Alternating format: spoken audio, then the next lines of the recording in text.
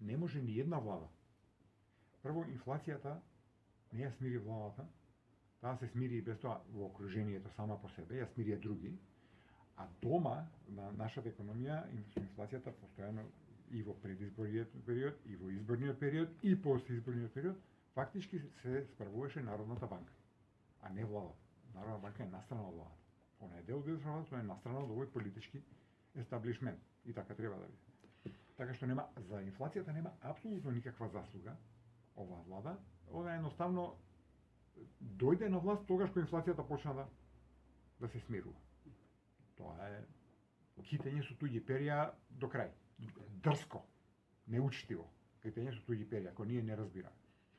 Индустријското производство не може да го покачи владата само затоа што дошла на власт, затоа што сега сака да каже дека фирмите работат подобро, затоа што има нови министри и премиер. Има нешто инвестиции поголеми од владата? Нема, пошто владата вика дека онака не трошала затоа што немало буџетот пари. Како владата не потрошила пари за да го зголеми индустријското производство? А оно се зголемило зашто? Затоа што ги сакат многу министрите нови. Ако има раст на индустријско производство, тоа е благодарение на самите компании, секоја чест ако успеале, ама не на владата. Нема врска со владата. И таму е китање со други перија.